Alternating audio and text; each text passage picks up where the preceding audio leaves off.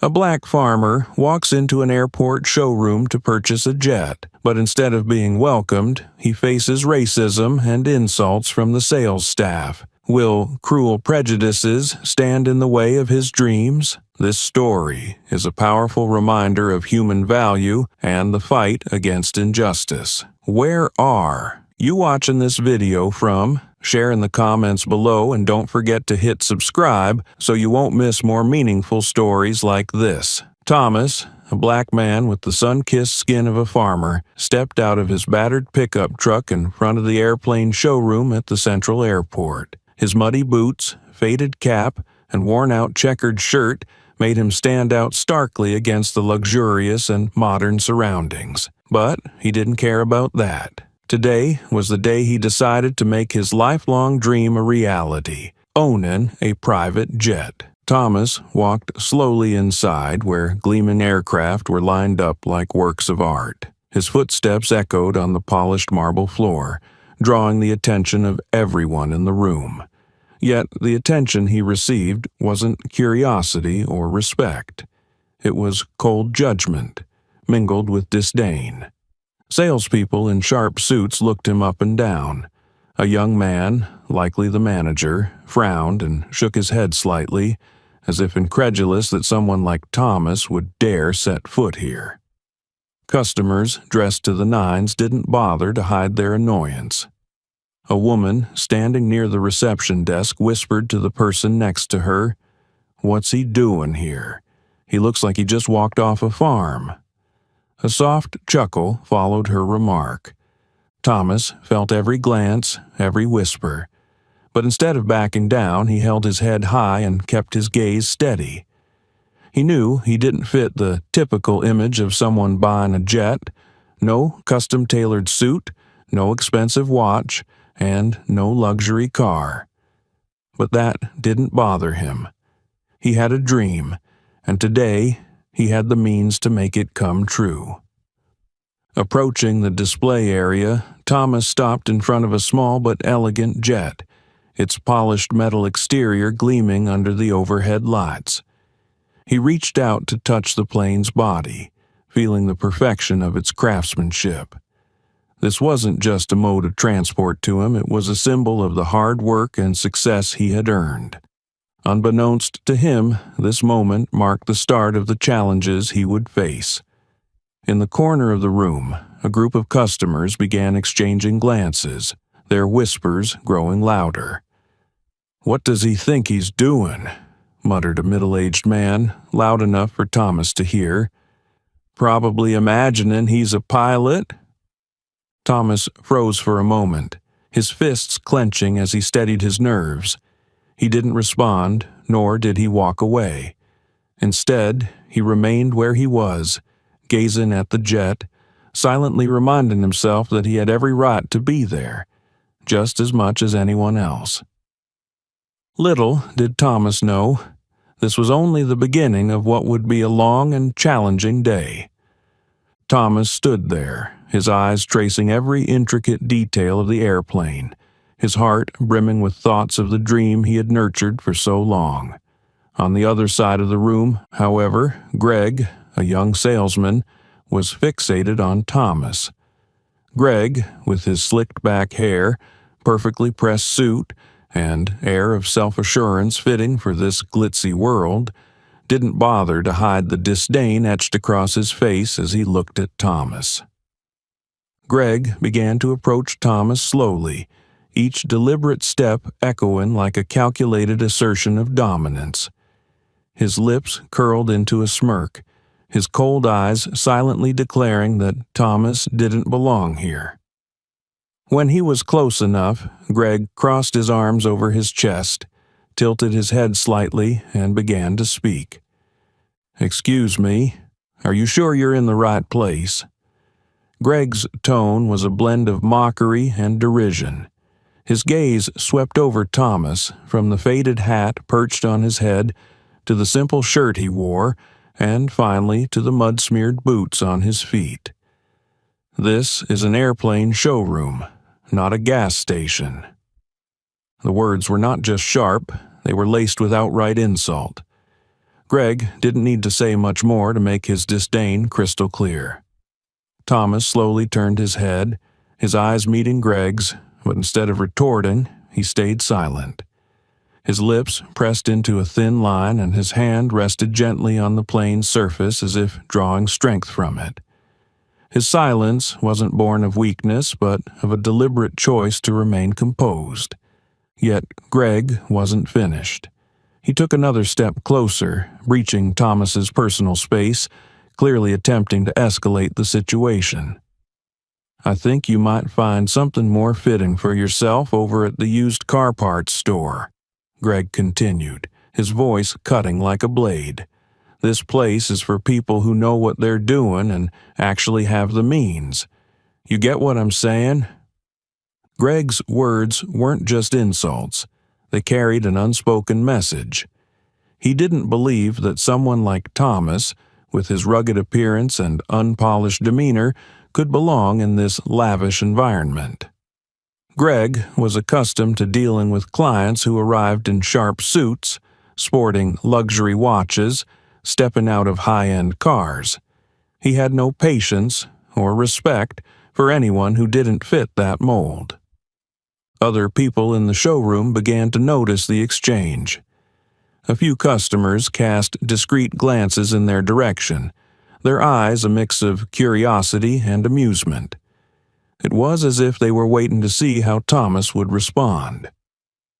Near the window, a woman leaned toward her companion and whispered, "He must not know where he is.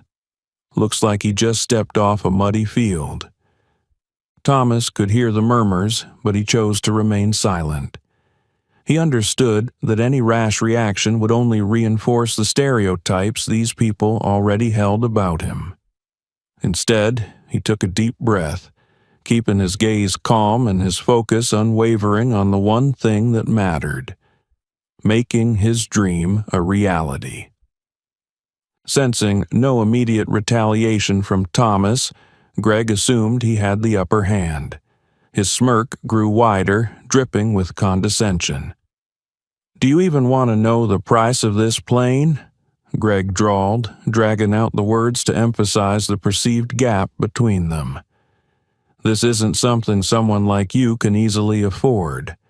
I'd suggest you save your time, and ours." Greg's words cut deep, a blatant attack on Thomas's pride.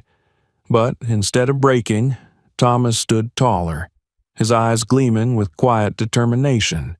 He didn't need to prove himself, not to Greg, not to anyone in the room. Yet, he couldn't have known that an even greater challenge awaited him just ahead.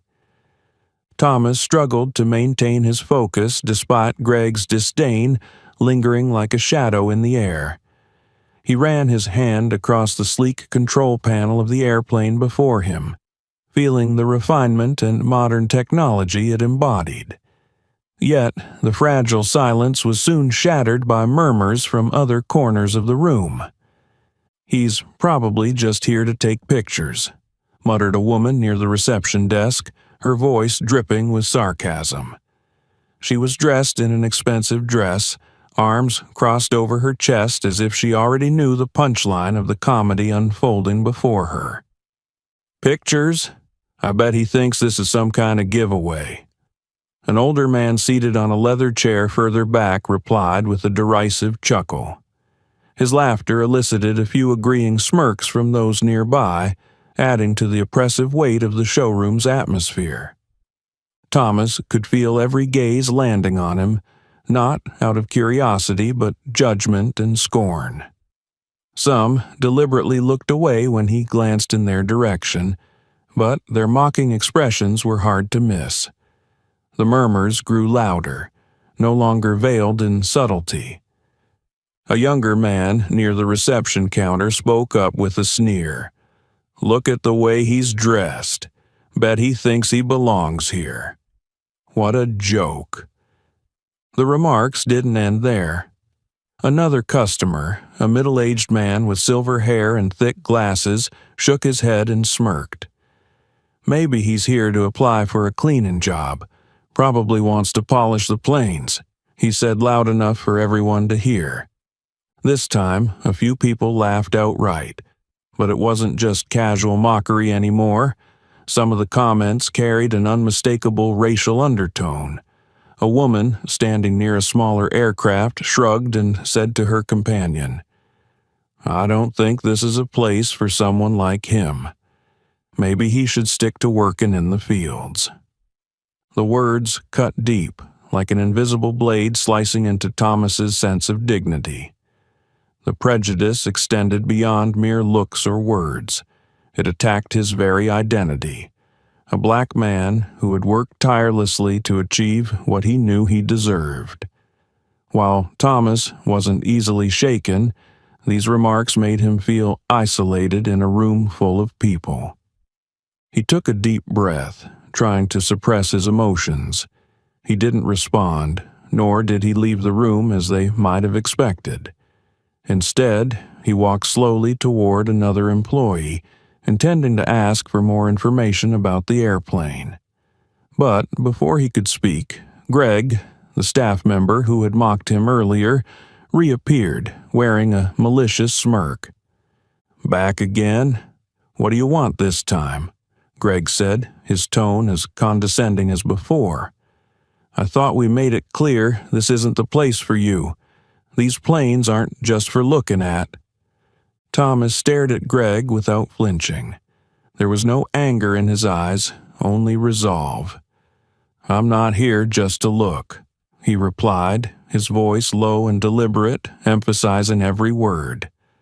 But before he could say more, another sneer echoed from the corner of the room. "Yeah, let him dream," a male voice said, louder than before.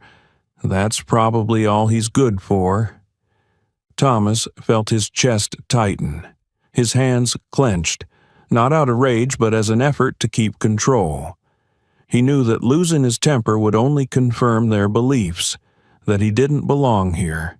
But every cutting remark was like a wave crashing against him, testing the limits of his composure. Even so, a spark of determination ignited within him. It wasn't anger, but an unyielding resolve. He knew he couldn't let these words define him or deter him. Yet the question remained. How could he face this situation while preserving his dignity? That was the challenge he would have to confront with every step he took. Thomas stood still, his eyes trying to maintain composure amidst the growing jeers. He felt as though every gaze in the room was drilling into him, as if they were waiting for him to crumble or walk away. Then, unexpectedly, he felt a gentle pat on his shoulder from behind. The gesture startled him just enough. He turned around, and standing before him was a familiar face. "Thomas, I didn't expect to see you here." A warm and friendly voice broke through the tense atmosphere. Standing in front of him was James, an old friend from high school. Like Thomas, James was also black, but his career path had taken him to a different station in life.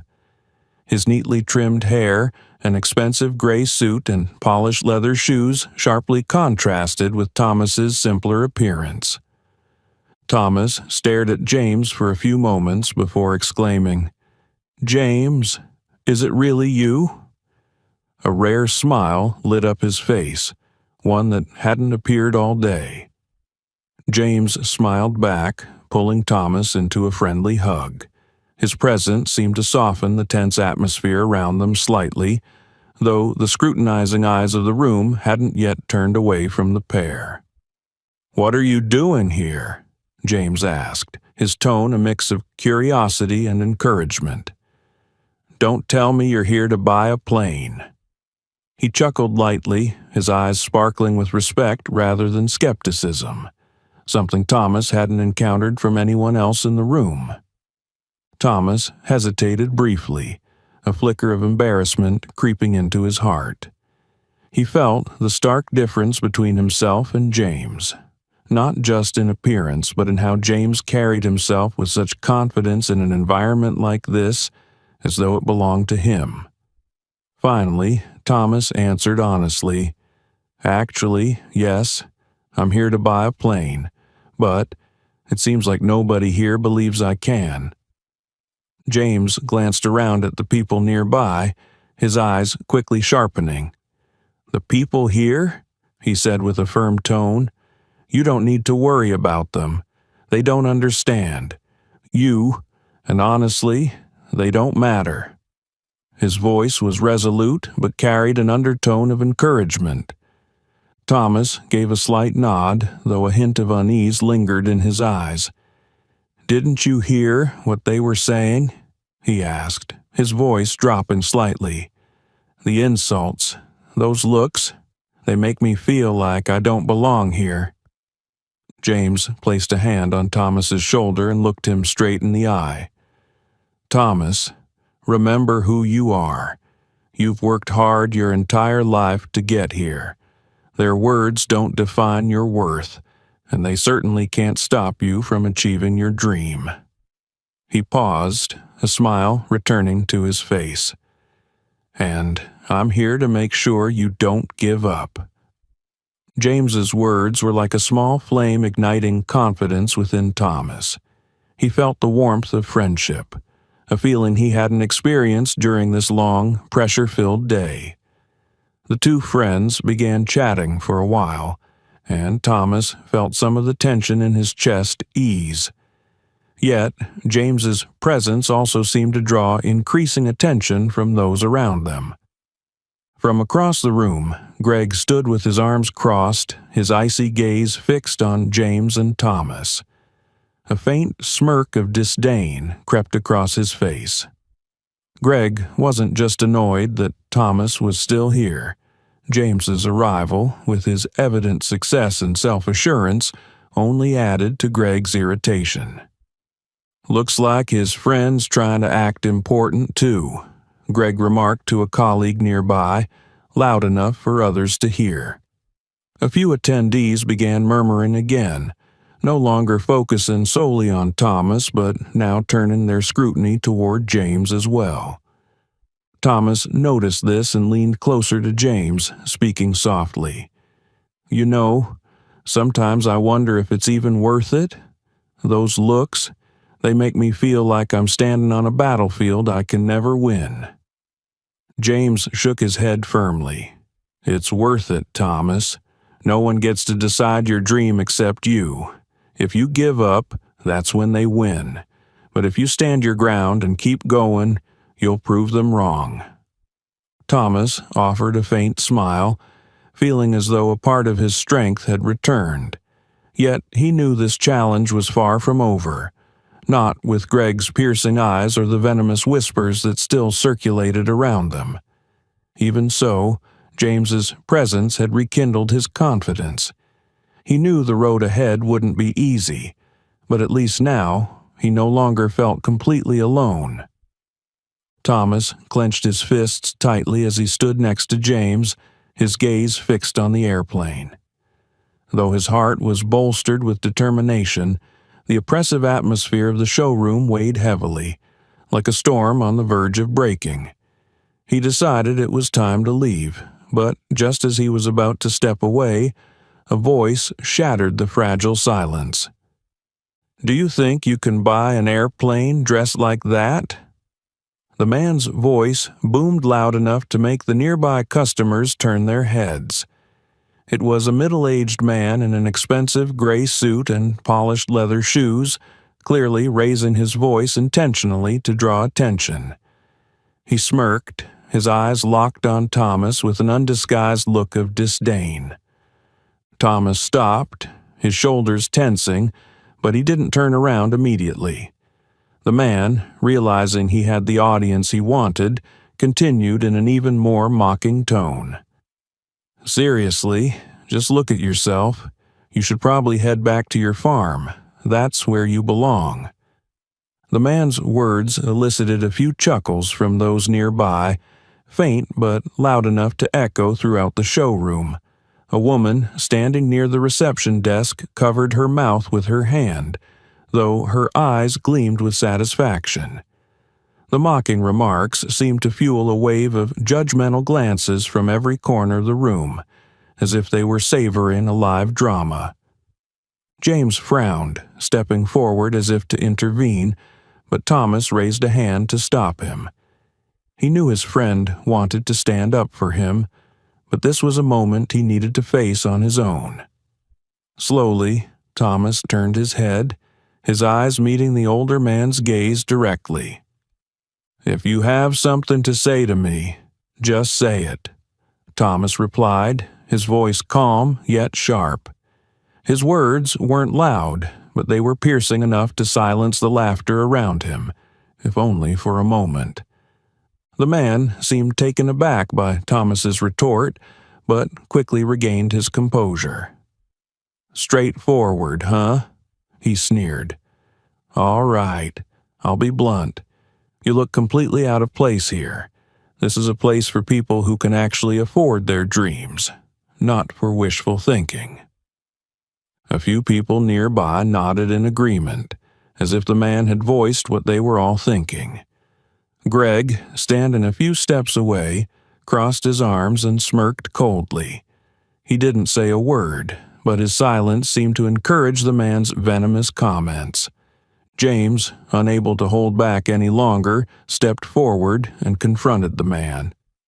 "I don't recall there being a rule that says someone can't buy an airplane based on how they dress or what they do for a living," he said coldly. "Or is it that you think you have the right to decide who belongs here?" The man chuckled dismissively, though his eyes flickered with irritation. "I'm just saying what everyone else is thinking," he replied with a shrug. "But if you're his friend, it's no wonder. Do you even know where you are? This isn't a place for taking chances." James started to speak again, but Thomas stepped forward. He knew this was his moment to speak, not for them, but for himself. "I know exactly where I am," Thomas said, his voice low but steady. "I'm here to buy an airplane, and I don't need anyone's approval in this room to do it." The words hung in the air, freezing the atmosphere in the showroom. The older man hesitated for a moment, though his arrogance kept him rooted in place. "Oh, really? Then show us what you've got. But remember, not everyone is cut out for big things." Thomas didn't respond immediately. He held the man's gaze unwavering. Finally, he turned to James. "Let's go," he said, his tone calm but resolute. Yet within him a fire burned, a fire of pride and unyielding determination. The showroom fell into a heavy silence as Thomas and James walked out. But the silence wasn't one of respect. It was a silence of anticipation, as if they were waiting for Thomas to fail. And Thomas knew this was just the beginning of a battle he couldn't afford to lose. Thomas and James had barely stepped away from the airplane when a mocking laugh echoed from behind them, clear, sharp, and laden with challenge. The sound pierced Thomas's patience like a dagger. The middle-aged man, the source of the taunt, raised an eyebrow and smirked, his voice carrying across the showroom with derision. "Oh, you're leaving already? I thought someone as ambitious as you might try to prove something. But perhaps I overestimated my expectations." Thomas froze, his hands clenched tightly at his sides. This time he couldn't let it slide. He turned around slowly, his steps deliberate and resolute, heading back toward the man. The room fell silent, and every eye turned toward him. "What do you want me to prove?" Thomas's voice was deep and steady, yet it carried an undeniable authority. His eyes gleamed with newfound confidence, free of hesitation or doubt. "I didn't come here to please anyone in this room. I came to get what I know I deserve." His words rang out like a bell, shattering the oppressive atmosphere of contempt. The middle-aged man's eyes flickered with a momentary surprise before his sneer returned. "Nice speech," the man shrugged dismissively. "But we all know talk doesn't buy anything." A faint smile crossed Thomas's lips, but it wasn't one of amusement. It was the smile of someone who had been underestimated far too often, but had always found a way to rise above. Slowly, he reached into the breast pocket of his shirt and pulled out a check. He held the check up high for everyone in the room to see. The number on it caused gasps to ripple through the crowd. It matched the exact value of the airplane he had been inspecting. The room fell into a stunned silence. The murmurs, the mocking laughter, and the disdainful glances vanished as if they had never existed. The middle-aged man swallowed hard, his gaze shifting between the check and Thomas's unwavering expression, struggling to process what he was seeing. Greg, the salesman, stood frozen in place, his hand gripping the edge of the display counter. The smug confidence on Greg's face dissolved into confusion and unease. Thomas took another step forward and extended the check toward the middle-aged man. "You're right. Words don't buy anything, but money does," he said, his tone calm yet razor-sharp. "And I have what it takes to turn my dreams into reality. So, do you have anything else to say?" The man's mouth opened, but no words came out. Thomas lowered the check, his gaze sweeping across the room. The once derisive stares now avoided his. "To me, what any of you think doesn't matter," Thomas continued, his voice gaining strength. "What matters is that I know who I am, and I know what I deserve. If anyone in this room believes I don't belong here, they should take a hard look at themselves." His words struck a nerve, leaving an unmistakable mark on the room's collective pride. Behind him, James smiled with quiet pride. Greg, visibly flustered, finally stepped forward, attempting to salvage the situation. "Sir, perhaps there's been a misunderstanding," Greg stammered, his tone devoid of its earlier sarcasm and replaced by nervousness. "If you're genuinely interested in purchasing the aircraft, we'd be happy to assist you." Thomas turned to Greg, his gaze as sharp as a blade. "A misunderstanding? No, there's been no misunderstanding. I think you're fully aware of the attitude you've displayed toward me since the moment I walked in. Let me make this clear.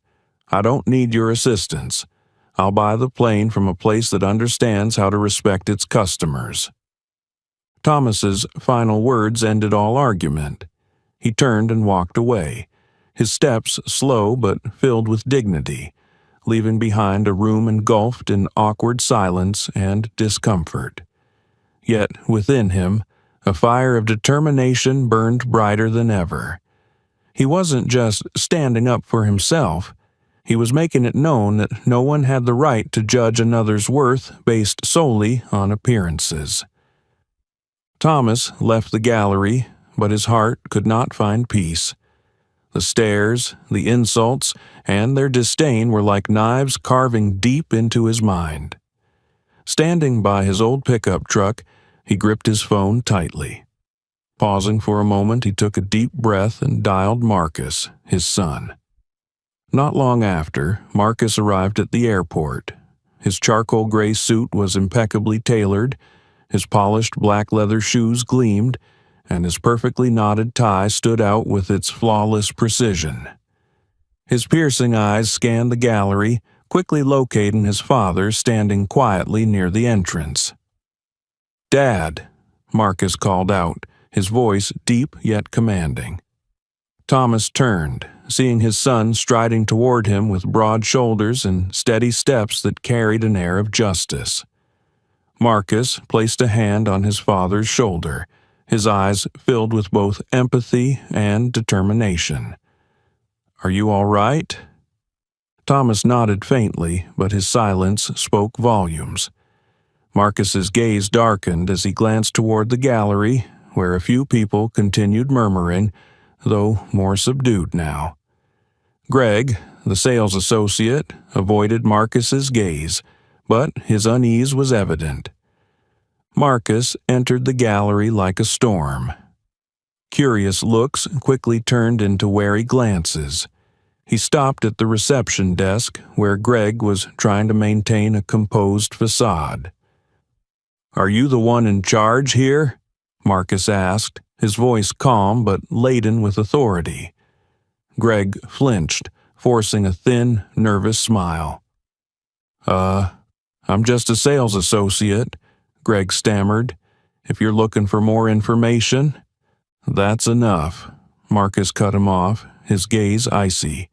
"You thought you had the right to treat my father that way? Your words, and the words of those here, weren't just insulting, they were blatantly discriminatory. I expect an apology. Now." The tension in the room was palpable. Greg began to sweat, his eyes darting toward other customers as if seeking support, but no one dared to intervene. The middle-aged man who had mocked Thomas earlier stepped back, his arrogance draining from his face. "Listen," Greg stuttered, trying to steady his voice. "We didn't mean any harm. Maybe it was just a misunderstanding." "Misunderstanding?" Marcus's tone sharpened.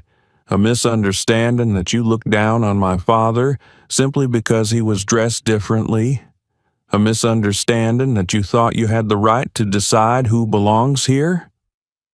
Greg froze, unable to reply. Others in the room, including the customers who had joined in the ridicule, avoided Marcus's piercing gaze. Silence enveloped the space, broken only by Marcus's firm voice. "If there isn't an apology right now, I won't let this slide," Marcus declared. "I'm a lawyer. My father wasn't just insulted. He was subjected to blatant discrimination in a public business setting. I will pursue legal action against you and this company if necessary."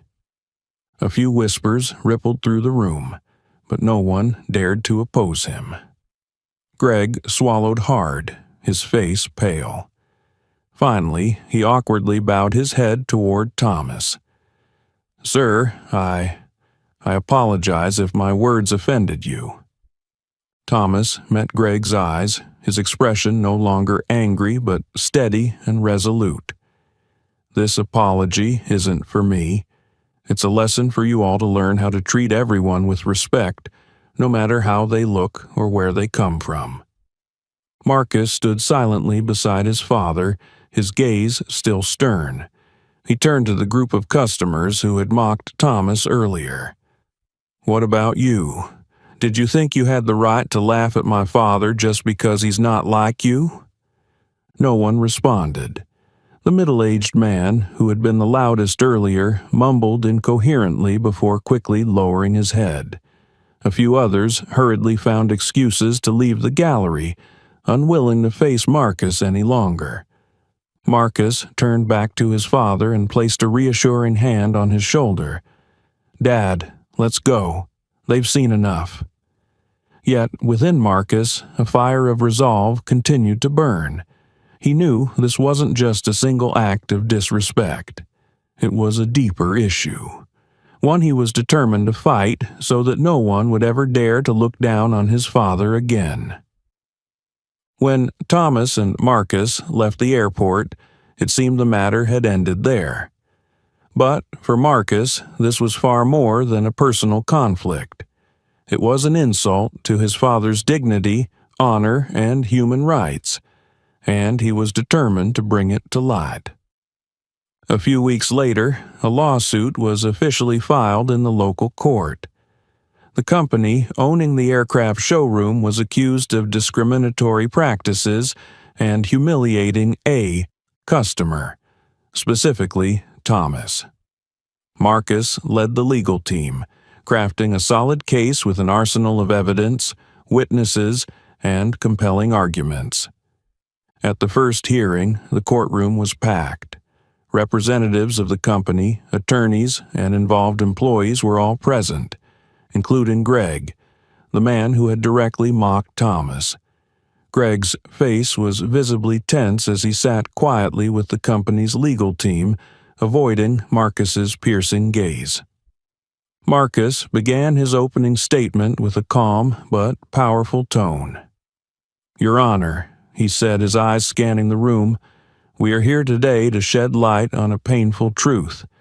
Discrimination not only exists but is being tolerated in modern business environments. My father, Thomas, was subjected to an unacceptable act, an act no one in this society should have to endure." The company's attorney immediately rose to object.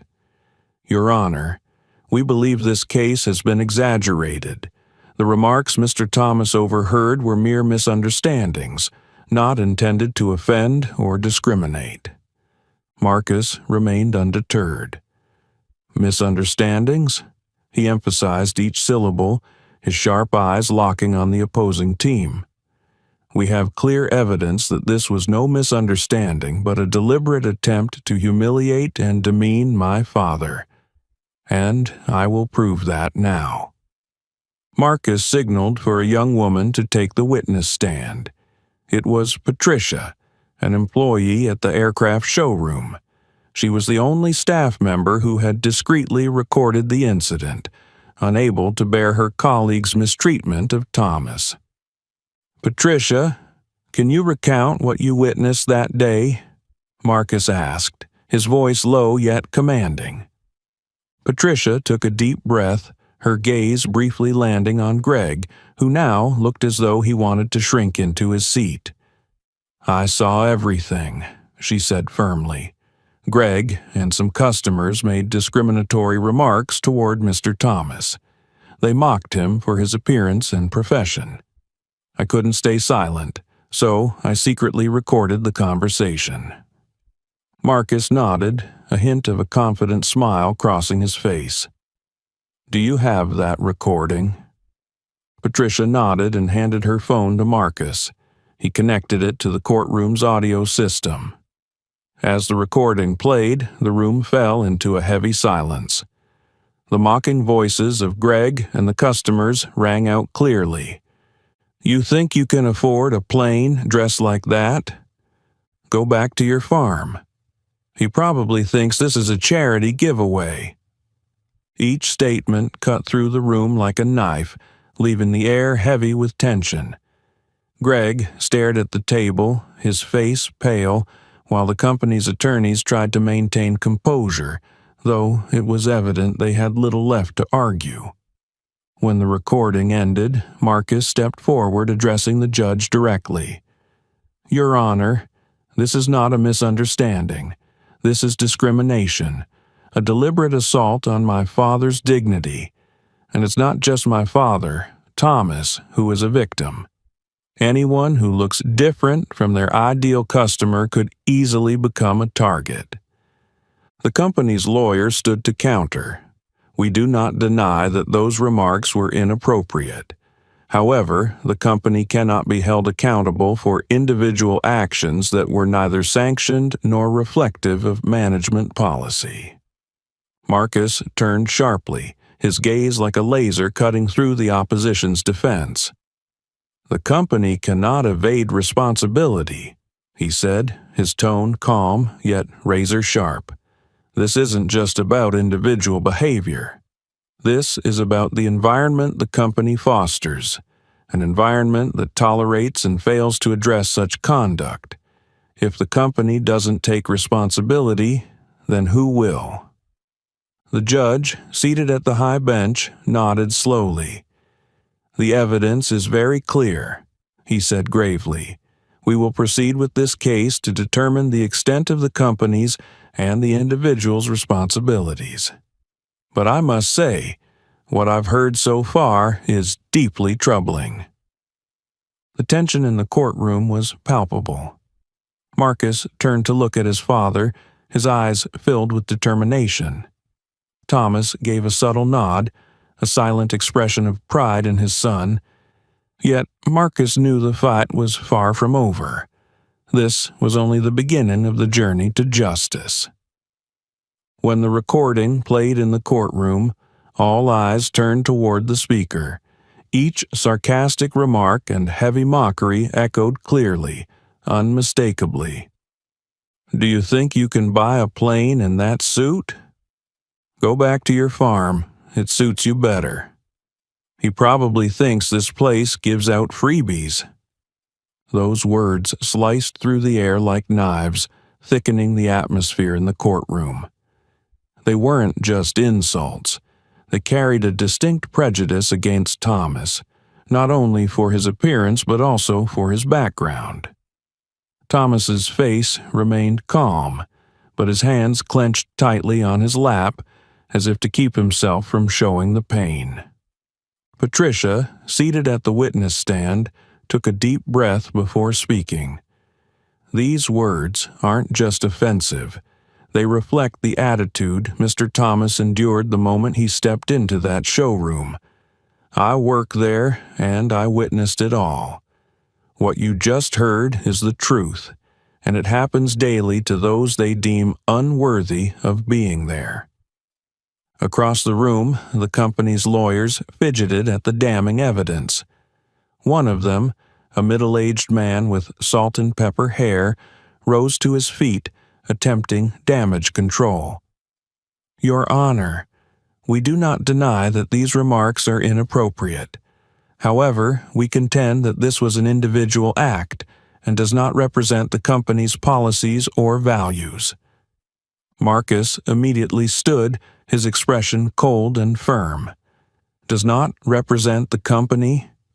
He emphasized each word, his voice resonating with conviction. "Your Honor, this is an environment where such behavior is tolerated." Greg, the salesperson, was not only the one making those comments, but was also supported by approving glances from his colleagues and even customers in the showroom. This isn't an isolated incident. It's a systemic issue. The company's lawyers struggled to maintain composure, but their discomfort was evident. "We will implement additional training for employees and enforce stricter oversight moving forward," another lawyer said, attempting to redirect the issue. Marcus wasn't about to let them off so easily. "Training alone won't suffice," he said, his gaze piercing through the opposing team. "My father is not the first person to be treated this way, and unless significant actions are taken, he won't be the last. This company must take responsibility, not just for the words spoken, but for the systemic silence that enables such behavior." The judge, an older woman with a stern expression, finally spoke after listening to the recording and arguments from both sides. "The evidence we've just heard clearly demonstrates that Mr. Thomas was subjected to unfair and discriminatory treatment. This cannot be dismissed as an individual's actions. The company has a duty to create a fair business environment, one that does not tolerate such behavior." She turned to the company's legal team. "I advise you to reconsider your stance before we proceed. Do you wish to continue arguing, or would you consider discussing a reasonable settlement?" The company's lawyers conferred hurriedly, their concern evident, but Marcus wasn't finished. "Your Honor," he said, his voice calm but firm, "my father didn't come here for a token apology or some superficial training measures. He came here to reclaim the respect and dignity that were stripped from him, and we won't stop until justice is served." The courtroom fell silent for a moment. Greg sat motionless, his face pale. The company's lawyers exchanged yet another hurried discussion before one of them stood. "We are willing to discuss settlement terms," he said, his voice low and reluctant. The judge nodded. "Good. We will proceed with settlement discussions in the next session. But let me remind you, if a satisfactory resolution is not reached, this case will proceed to trial, and I will ensure justice is served." Marcus turned to Thomas, a faint smile on his lips. "We're on the right track, Dad," he whispered, his eyes shining with pride. But he knew this was just the first step in their fight for justice. The battle was far from over, and he wouldn't stop until everything was set right. The final morning of the trial, the courtroom was packed. Rows of seats were filled with reporters, witnesses, and curious onlookers drawn by the case that had captivated public attention. Standing at the plaintiff's side, Thomas and Marcus maintained a composed demeanor, though they knew this was the pivotal moment. The judge entered, her expression stern and her gaze sharp, as if she had meticulously weighed every piece of evidence. After a few moments of silence to settle the room, she began to deliver the verdict. Members of the court, after thoroughly reviewing all the evidence and hearing testimonies from both sides, I have reached the conclusion that Mr. Thomas has endured severe discrimination in a public business setting. The recorded statements presented in court are not only personally offensive, but also reveal a culture of disrespect and tolerance for misconduct within the defendant company. The judge paused, her eyes scanning the defense team, increasing the tension in the room. She continued, "This behavior violates fundamental principles of fair business practices and is contrary to existing laws regarding human rights and anti-discrimination." The company's legal team lowered their heads, avoiding eye contact. Greg, who had been at the center of the controversy, sat silently, his face pale. Some of the clients who had joined in mocking Thomas were also present, now trying to avoid the stares of others in the courtroom. The judge's voice became firmer as she went on. "Therefore, I declare that the defendant company is directly responsible for acts of discrimination and harassment against Mr. Thomas. The company is ordered to pay a substantial fine of $500,000. This amount will be used to compensate Mr. Thomas and fund programs promoting equality and combating racism." A low murmur spread through the courtroom. It was a hefty penalty that would undoubtedly impact the company's reputation and operations. But that wasn't the end. In addition, the judge said with an authoritative tone that brooked no argument, the company is required to implement mandatory training programs on equality and anti-discrimination for all employees. These programs will be supervised by an independent body to ensure their effectiveness. This measure is not just to address the harm caused, but to prevent such incidents from happening again. Marcus nodded slightly, a faint smile playing on his lips. This was what he had hoped for from the start. Not just financial compensation, but a change in the company's culture and attitude. Finally, the judge turned her gaze to the company's representatives, her face reflecting clear disappointment. "I also mandate that the company issue a public apology to Mr. Thomas, both in writing and across public media platforms.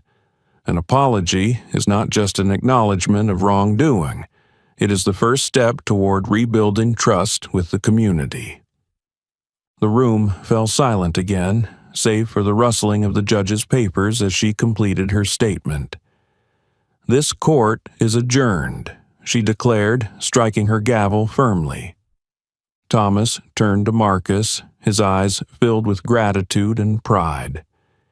"You did it," he said softly, his voice choked with emotion. Marcus placed a hand on his father's shoulder, his own eyes gleaming with determination. "This is justice, Dad," he replied, his voice steady and resolute. On the other side, Greg quietly slipped out of the courtroom, his face ashen and his eyes troubled. The company's legal team packed up their materials in silence, aware that the verdict was not just a punishment, but a costly lesson. As Thomas and Marcus stepped out of the courthouse, the sunlight seemed brighter. A throng of reporters quickly surrounded them, cameras flashing incessantly. But Thomas paid them no mind. All he felt was relief and pride that, at last, his dignity had been upheld. Standing beside his father, Marcus looked out at the crowd and spoke a single, powerful sentence. Justice is not just something we seek, it is something everyone deserves. And today, justice was served. The morning sunlight illuminated the airport grounds, reflecting brilliantly off the luxurious planes displayed outdoors. Stepping out of a sleek SUV, Thomas, clad in a tailored suit and polished leather shoes, slowly made his way into the showroom where everything had begun. Today, Thomas was no longer the man in a faded shirt and mud-streaked boots from years ago. He walked with confidence, each step echoing a silent proclamation that he had overcome every insult, every disdainful look, and every prejudice cast upon him by the people in this very room. Walking beside him was Marcus, his expression stern, but his eyes gleaming with pride. As Thomas entered, the room seemed to freeze. The employees who once mocked him fell silent, their gazes awkwardly shifting, unsure of where to rest. Greg, the leader of the group that had ridiculed Thomas the most, now stood behind the counter, his shoulders slightly hunched as if trying to shrink into himself. The arrogance that once defined him was gone, replaced by a flicker of unease as his eyes briefly met Thomas's before darting away. Thomas strode to the center of the showroom, stopping in front of Greg and a few other colleagues. He swept his gaze over each of them, his eyes calm, yet radiating an unmistakable confidence. A faint smile played on his lips, not one of forgiveness, but a quiet assertion of victory. "Do you remember me?" Thomas's voice rang out, deep and steady, filling the room. His question hung in the air, and the only response he received was a series of hesitant nods. No one dared to speak. "The last time I walked out of here," Thomas continued, his tone deliberate, each word pressing against the memories they wished to bury, "you laughed, mocked, and judged me based on my appearance. But today, I'm not here to buy a plane from you. I'm here to remind you that prejudices and attitudes like those are not only wrong, but also incapable of diminishing anyone's worth." Greg opened his mouth to speak, but Thomas raised a hand, silencing him. "I don't need an apology. The court has already spoken for me. What I want you to remember is this.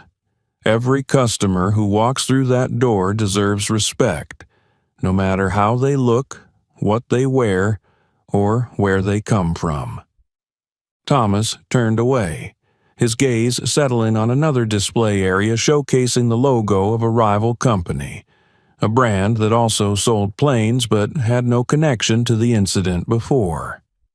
He smiled confidently and glanced at Marcus. "Let's go," Thomas said, his voice gentle but resolute. He walked toward the competitors' area, where a staff member greeted him with a polite smile and genuine respect. "I'd like to see your finest planes," Thomas said, his tone professional yet firm, making it clear he was a man capable of making significant decisions. The employees in the original showroom could only watch, their expressions a mixture of embarrassment and regret. Greg lowered his head, his hands gripping the edge of the counter tightly, as if realizing that his attitude had cost the company not just a wealthy client, but also someone of considerable influence. An hour later, Thomas emerged from the rival company's section with Marcus by his side. He had just signed a contract for a new plane, the dream aircraft he had once been mocked for aspiring to own. The sense of triumph lay not only in acquiring what he desired, but also in doing so on his own terms, without bowing to anyone. Thomas glanced back at the old showroom, where those who had ridiculed him now stood quietly, like shadows weighed down by remorse. He offered them a fleeting smile before turning away, leaving behind everything that had once sought to diminish his worth. In the clear blue sky above, the plane Thomas had just purchased awaited him, ready to take him anywhere he wished, a symbol of freedom, self-respect, and the unwavering resolve to rise above prejudice.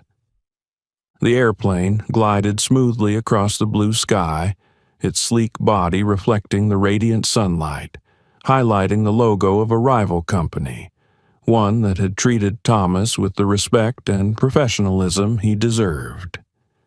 Sitting in the spacious cabin, Thomas gazed out the window, his eyes brimming with pride and fulfillment.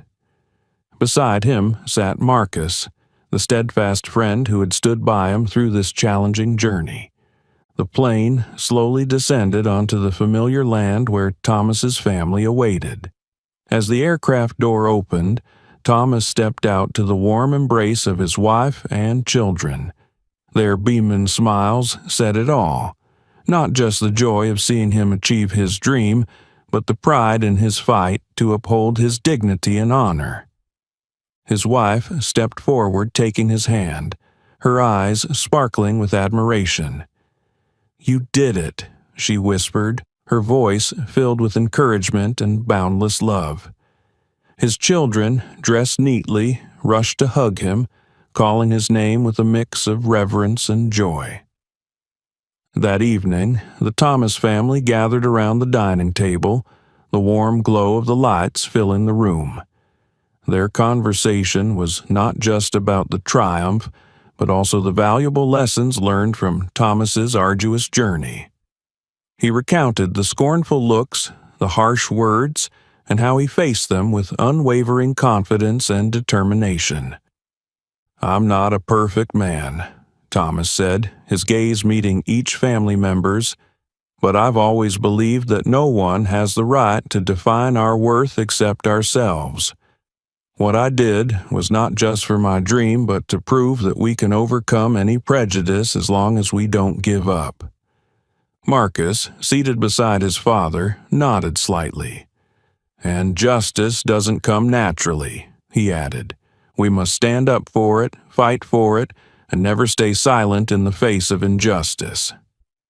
Elsewhere, the antagonists of this story faced the consequences of their actions. Greg, once arrogant and full of hubris, was no longer employed at the aircraft showroom. The company, after substantial fines and stringent court oversight, had to overhaul its training and operations entirely. The painful lessons were not just documented in reports, but etched into the memories of everyone involved. Customers who had joined in mocking Thomas now reflected on their behavior. No longer laughing, they carried with them a sense of shame and an unforgettable lesson about how to treat others. Thomas's story didn't end with purchasing his dream airplane. It became a powerful reminder of standing up against prejudice and racism in society. He wasn't just fighting for himself, but for those who lacked the voice or strength to confront injustice. That day, as Thomas boarded his airplane once more, he carried not just the realization of a dream, but the pride of a journey that proved determination and self-respect could break any barrier. Soaring through the azure skies, his airplane wasn't merely a mode of transport, but a symbol of the power of justice and faith in oneself. Thomas's journey was more than a tale of buying an airplane. It was a profound lesson in resilience, self-respect, and courage in the face of injustice. It reminds us that, regardless of judgment or scorn, a person's worth lies not in the eyes of others, but in their own belief and relentless effort. What about you? If you were in Thomas's position, how would you react? Share your thoughts in the comments below. If you enjoyed this story and want to see more meaningful content, don't forget to like, share it with your friends, and subscribe to the channel to never miss any future videos. Thank you for watching, and see you in the next video.